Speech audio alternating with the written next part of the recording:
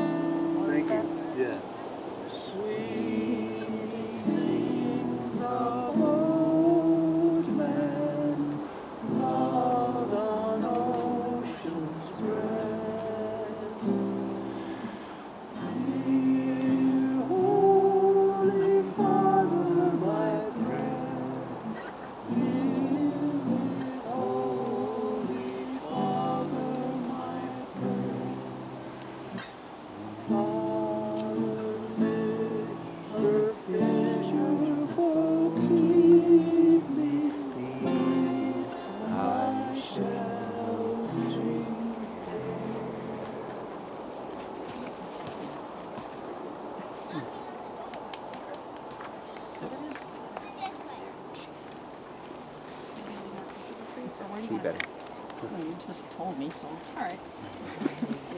When you're out of the sun. Yeah, this seems like more comfortable.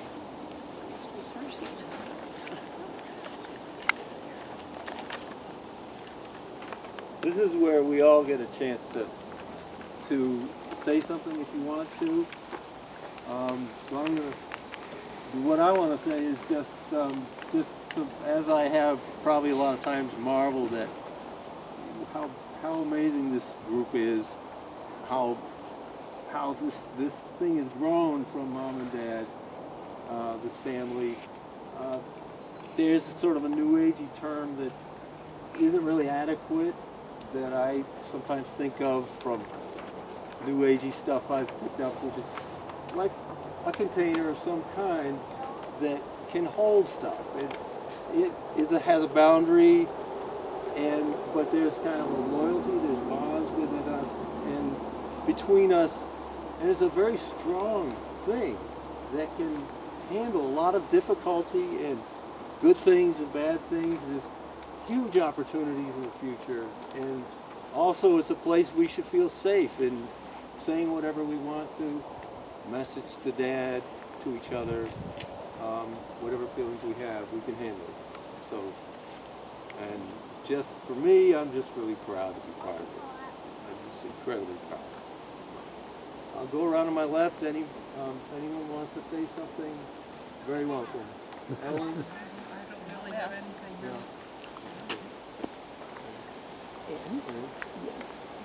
And speak from wherever you are or come up.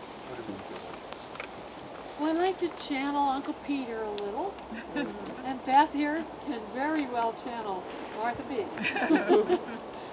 We got Beth at the last minute. Thank heaven. That's wonderful. Peter and B were so wonderful in just helping us to get around. Before Dad died, Mom was very worried about how you handle anything like this without a church, because we haven't been churchgoers, and I had no idea what was bothering her so much. I always felt in some way her relationship with the church made a lot of sense to me, and what didn't make sense was that she wanted to go back to the church. But Peter and B totally understood, and Martha B particularly said, "Are you worried about how you have a funeral without a priest?" And she said, "Yes." And she said, "Well, Peter can do a ceremony for you anywhere you like. It can be in the garden, it can be in the church, in the house." And it made her relax in a way that I really hadn't seen. And so I was just very, very grateful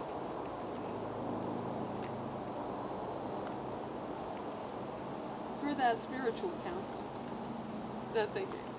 And Peter came and married Dad and me in 1979. And so I was really hoping to see him here, channeling that event where Ben was channeling Dad so well I could see him. Dad was ready to cry when he read that. And Peter and B have sent us 2 wonderful videos, one of Martha B reading a poem called Resurrection, and the other one is Peter and B reminiscing about Dad and the various explosions that he created in the basement. And how Peter was all part of this, his older brother, is an amazing person.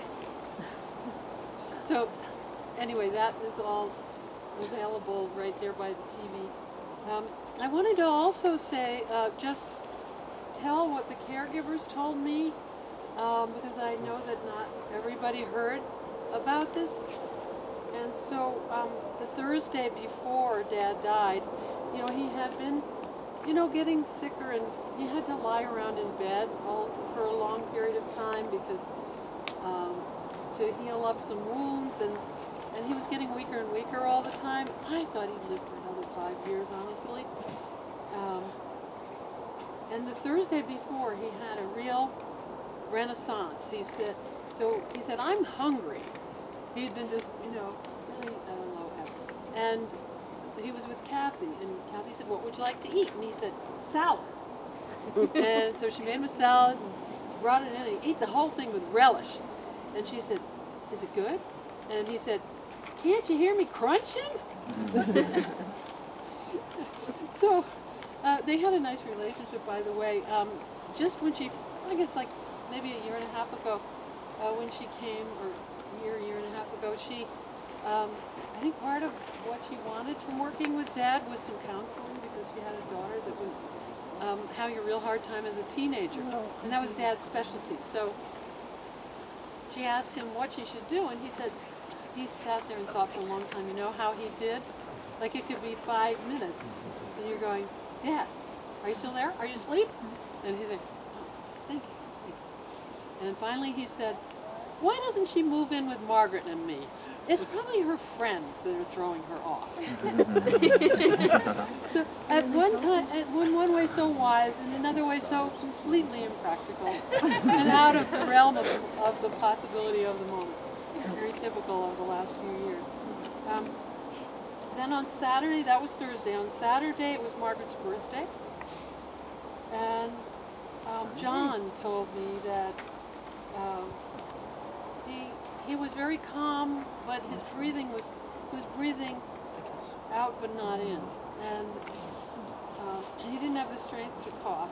But they were singing, and they sang "When Johnny Comes Marching Home," and Johnny comes marching home again, and he would go hurrah, hurrah, and then everybody else was doing "Johnny comes marching home again, hurrah, hurrah, hurrah, hurrah," whatever it was.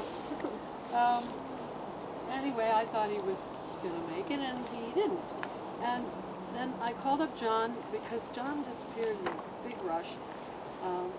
He had been with Dad when he died. I didn't make it up on time, which I had wanted to do. And so John told me this, and I thought you might like to hear.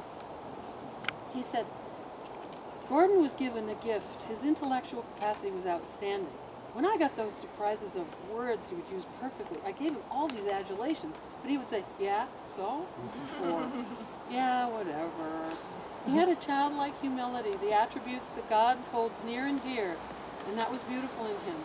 I saw that childlike quality also in my grandmother, the person I know really loved me. And I know she's still by my side. At any moment, when you're going through your ebb and flow of grief, he's walking with you, and he may appear to you. God has his moment when he says it's time to come and be with me, and Gordon had the resignation in his heart to wait that time out. When it came, he was equipped and ready. A week before his death, looking straight ahead, Gordon called out candidly, saying, "Mother," as if he saw her realistically standing there next to the clothes rack, and he said, "I want to go home." How he handled his life showed that he was close to God, and I know that he is unified with God now, as he was also with his life. On Tuesday morning, when he closed his eyes, I knew it might be the last time. The quietude and peace was so great that I almost felt God had him in his arms. And I felt very confident. His passing was exceptionally special. He was geared up and ready to go, as if God had him in his arms already, and was saying, "I'm taking you." He was in transit before he drew his last breath. This is the way I would hope everyone would go, that it would be this peaceful. People pass on as they live, the same way. He had mapped out in his mind the issues, and everything was clear. It was like a plane coming in for a landing, a perfect 3-point landing. And then he said, I remember one time I was upstairs resting and watching over Gordon by the monitor nanny cam to make sure he was okay. And I watched Margaret come in, and I noted all these little dots of light swirling around Margaret, first 2 or 3, then 8, 10, 12, all around her. When she left, the dots left too. She is strong. She goes out.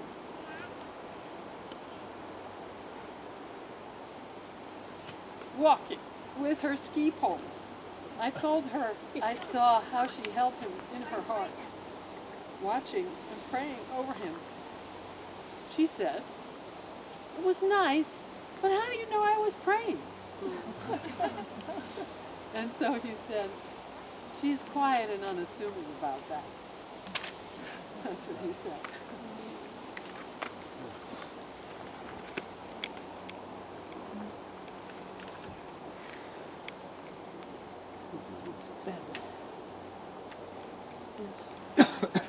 I hadn't planned to say anything, but a few memory of things. I know that Jake told me that one of the last things that he asked my father when he was in bed was, "Do you need anything?"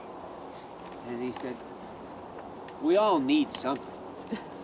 It's just like, wow. He's always, his perspective is always was a little bit beyond us, I think, and the things he did. It was sort of a joke about how he loved jokes so much, but he didn't know any. But he did have his classic joke. It feels like I ought to say it because he said it so many times. Who was that ladle I saw you eating peas with last night? That was No, ladle. That was nice. Thank you.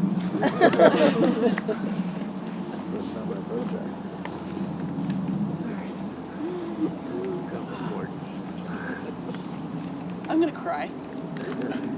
We'll have one tissue on here. I might need some more. We have the box. Okay.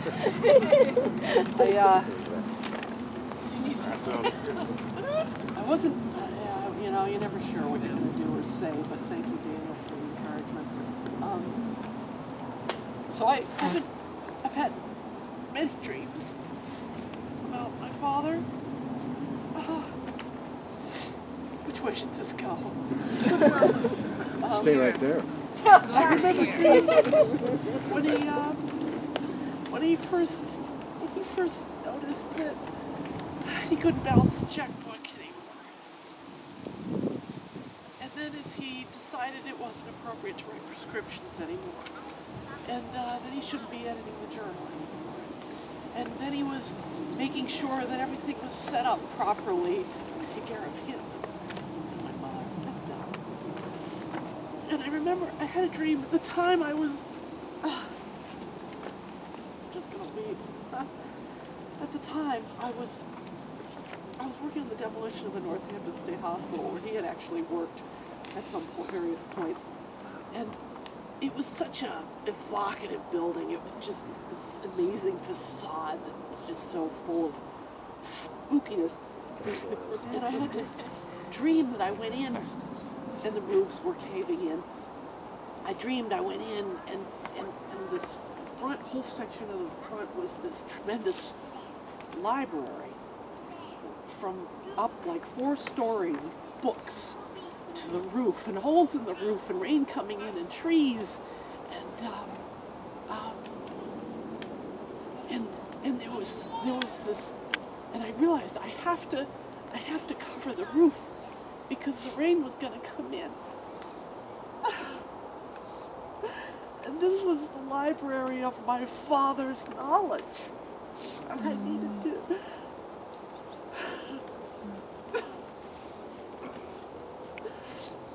I needed to keep it dry, you know. Oh, it was beautiful.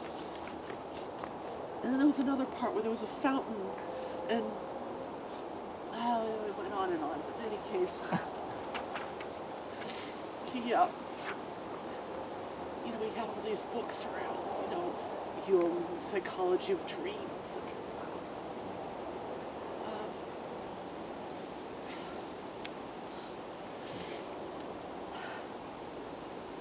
And then after his stroke and he was in a wheelchair, I would dream of him striding across the lawn with a chainsaw.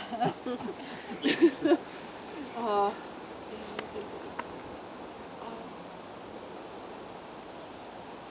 sure he had dreams like that too. Wow, my heart is just pounding. So, it's just amazing to me that, yes, you're saying it's, you know, we built this family,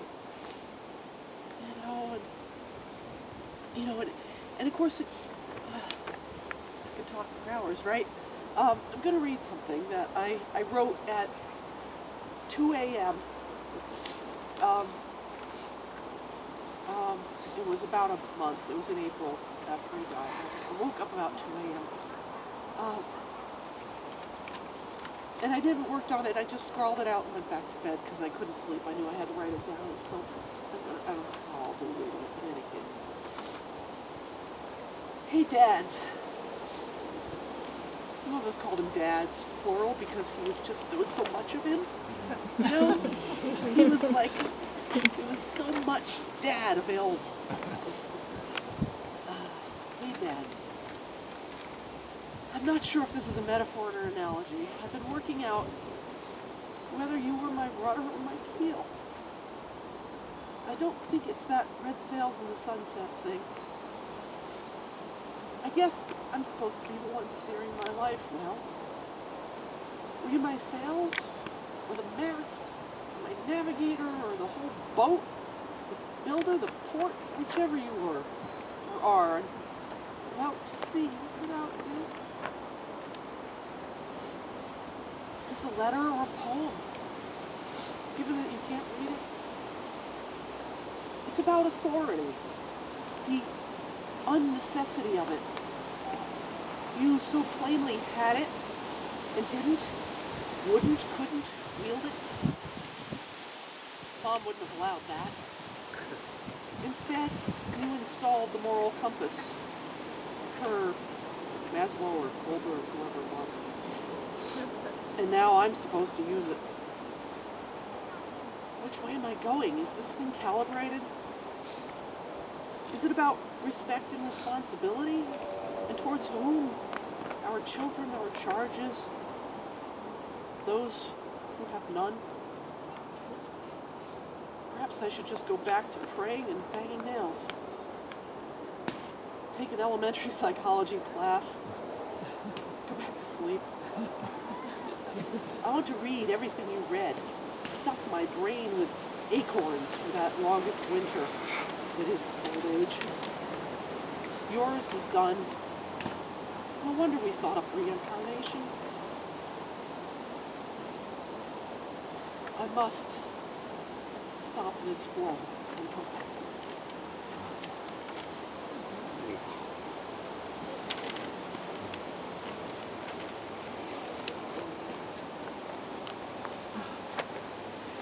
Yeah.